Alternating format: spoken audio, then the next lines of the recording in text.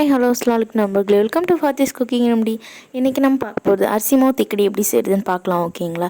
ஆக்சுவலாக வந்து இந்த ஃபுட்லாம் வந்து ரொம்ப பழைய காலத்து ஃபுட். ஓகேங்களா. நம்ம தாத்தா பாட்டி அவங்களாம் வந்து செய்வாங்களாம். ஏதாவது ஒரு இப்போ ஃபங்க்ஷன், இப்போ தீபாவளி, பொங்கல் அந்த மாதிரி டைம்லாம் மட்டும் இந்த மாதிரி செய்வாங்களாம். அவ்வளோ டேஸ்ட்டாக இருக்கும், அவ்வளோ நல்லாயிருக்கும் அப்படின்னு சொல்லிட்டு சொல்லுவாங்க. ஆனால் இப்போலாம் வந்து அவ்வளோ யாரும் மோஸ்ட்டாக ட்ரை பண்ணுறது, ஏன்னா அவ்வளோ பெரிய ஒர்க்குன்றதுனால இது வந்து அரிசி மாவில் தான் பண்ணுவாங்க. நல்லா டேஸ்ட்டாக இருக்கும். ஓகேங்களா. அரிசி மாவு வந்து நாங்கள் ஒரு 4 கப் வந்து அரிசி மாவு எடுத்துக்கிறோம். அரிசி மாவு எடுத்துகிட்டு அதுக்கு தேவையான அளவுக்கு வந்து உப்பு போட்டுக்கலாம். ஓகேங்களா. ஆல்ரெடி வந்து தண்ணி அடுப்பில் வச்சுருந்தேன். ஏன்னா சுடுதண்ணி மோஸ்ட்டாக பொறுத்த வரைக்குமே அரிசி மாவில் எது செஞ்சாலுமே சுடுதண்ணி போட்டு தான் செய்வோம். ஓகேங்களா. அப்போ தான் வந்து அந்த அரிசி மாவு நல்லா சாஃப்டாக இருக்கும்ன்றதுனால சுடுதண்ணி. ஓகேங்களா. ரொம்ப கொதிக்கலாம் வேணாம், லைட்டான சூடில் இருக்க அந்த சுடுதண்ணியை வந்து அரிசி மாவில் தேவையான அளவுக்கு உப்பு போட்டு நல்லா தண்ணி ஊற்றி இந்த மாதிரி மிக்ஸ் பண்ணிக்கலாம். ஓகேங்களா. கொஞ்சம் கொல கொலன்னு இருந்தால் தான் வந்து நல்லா சாஃப்டாக இருக்கும். அப்படினால நிறைய தண்ணி ஊற்றி நல்லா, அதுக்குன்னு ரொம்ப தண்ணி ஊற்றி ரொம்ப கொல கொலன்னு ஆக்கிடாதீங்க. ஓரளவுக்கு மீடியமாக தண்ணி ஊற்றி நல்லா மிக்ஸ் பண்ணி விட்டுக்கலாம். ஓகேங்களா. இதுமாதிரி கொஞ்சம் கொஞ்சமாக கரண்டி வச்சு மிக்ஸ் பண்ணுறப்ப எல்லா மாவுமே தண்ணி பட்டு நல்லா மிக்ஸ் ஆகும். அரிசி மாவு அதோட தண்ணி ஊற்ற ஊற்ற நல்லா உபரி ஆகும். ஓகேங்களா. பாருங்கள் ஓடுறப்ப எப்படி இருந்துச்சு. ஆனால் தண்ணி ஊற்றி பெசிய நிறையா இருக்க மாதிரி இருக்கும் நம்மளுக்கு. அதனால் இதுமாரி நல்லா தண்ணி ஊற்றி எல்லா இடத்தையும் நல்லா மிக்ஸ் பண்ணி விட்டா சூப்பராக மாவு வந்து ரெடி ஆகிடுச்சு. ஓகேங்களா. இப்போ இந்த மாவை என்ன பண்ணணுன்னா, இதை வந்து குட்டி குட்டி பால்ஸாக வந்து நம்மளுக்கு தேவையான ஷேப்புக்கு குட்டி குட்டி பால்ஸாக வந்து உருட்டி போடணும். அதுக்கு வந்து தனியாக கிரேவி செய்யணும். ஓகேங்களா. இந்த கிரேவிலே வந்து மட்டன், சிக்கன் அந்த மாதிரி எலும்பு அந்த மாதிரிலாம் போட்டோன்னா இன்னும் நல்லா டேஸ்ட்டாக இருக்கும். ஏன்னா அப்போல்லாம் அப்படி தான் செய்வாங்க. ஏன்னா எப்போயாச்சும் ஒரு நாள் செய்கிறதுனால இந்த மாதிரி கறி போட்டு செய்கிறப்போ இன்னும் நல்லா டேஸ்ட்டாக இருக்கும்னு சொல்லிட்டு செய்வாங்க அப்படின்னு எங்கள் அப்பா சொல்லியிருக்காங்க. நல்லாயிருக்கும். ஆக்சுவலாக இது கிரேவி செய்ய ஆரம்பிச்சிடலாம். இதுக்கு வந்து ஒரு உலக்கு வந்து பருப்பு அந்த மாதிரி போட்டு கழுவி வச்சிடறேன் நான் அடுப்பில். ஓகேங்களா. இது கூட எண்ணெயும் மஞ்சத்தூளும் போட்டு குக்கர் மூடி விட்டுடலாம். 2 விசில் விட்டுடலாம் பருப்பு. ஓகேங்களா. பருப்பு வேகட்டும். இது கூட வந்து நெக்ஸ்ட்டு வந்து வெங்காயம், தக்காளி இதெல்லாம் வந்து நம்ம ரெடி பண்ணி எடுத்துக்கலாம். இந்த மாவும் வந்து ஓரளவுக்கு நம்ம ரெடி பண்ணிட்டோம். ஓகேங்களா.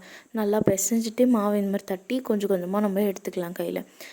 கையில் வந்து அரிசி மாவு தேய்ச்சி இந்த மாதிரி எடுத்துக்கலாம். எடுத்து குட்டி குட்டியாக வந்து இந்த மாதிரி நம்மளுக்கு தேவையான ஷேப்புக்கு உருண்டை போட்டுக்கலாம். கையில் அரிசி மாவு போட்டு தான் ஓகேங்களா உருண்டை பிடிக்கணும். அப்போ தான் நல்லா குட்டி குட்டியாக வரும்.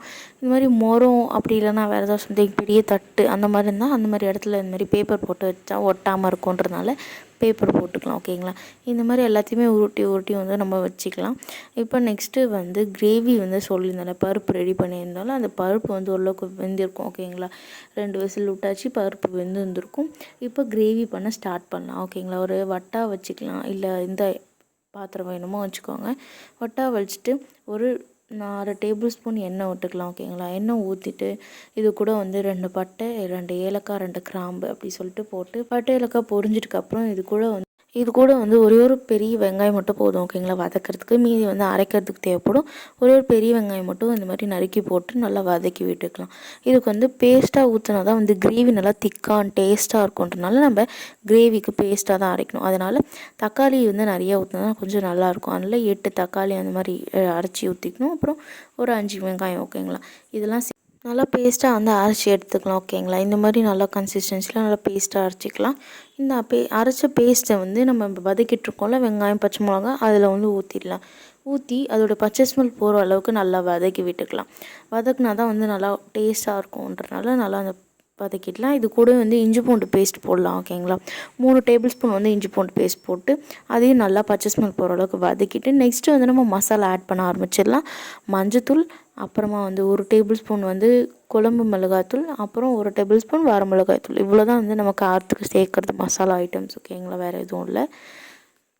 இது கூட வந்து தேவையான அளவுக்கு உப்பு. ஓகேங்களா.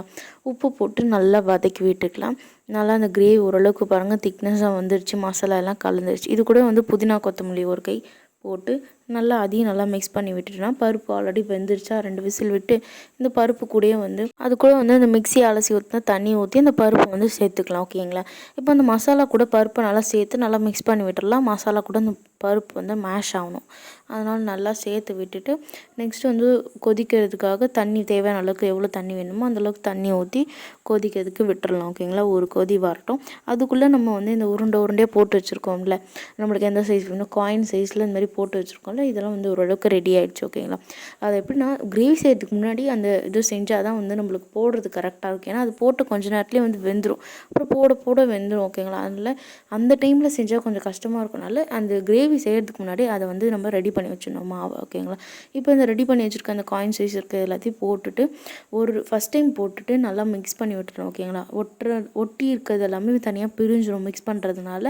அதனால் ஃபஸ்ட் டைம் போட்ட அந்த எல்லாத்தையும் போட்டு மிக்ஸ் பண்ணிவிட்டு இப்போ 2வது தடவை ஓகேவா, ஒரு 5 நிமிஷம் கழிச்சு இந்த 2வது இதுவையும் போட்டுடணும். போட்டு எல்லாத்தையும் நல்லா மிக்ஸ் பண்ணி விட்டால் சூப்பரான டேஸ்ட்டான அரிசி மாவு திக்கடி ரெடி ஆகிடுச்சு. இந்த மாதிரி டிஷ்ஷஸ்லாம் உங்கள் வீட்டில் செஞ்சுருக்கீங்களா அப்படின்னு மறக்காமல் கமெண்ட்டில் சொல்லுங்கள். இந்த வீடியோ பிடிச்சிருந்தா மறக்காமல் லைக் பண்ணுங்கள், கமெண்ட் பண்ணுங்கள், சப்ஸ்கிரைப் பண்ணுங்கள் நண்பர்களே. தேங்க்யூ ஃபார் வாட்சிங். இது மாதிரி டிஃப்ரெண்ட்டான ஃபுட்ஸ்க்கு மறக்காமல் ஃபாத்திஸ் குக்கிங் அப்படியே சப்ஸ்கிரைப் பண்ணுங்கள்.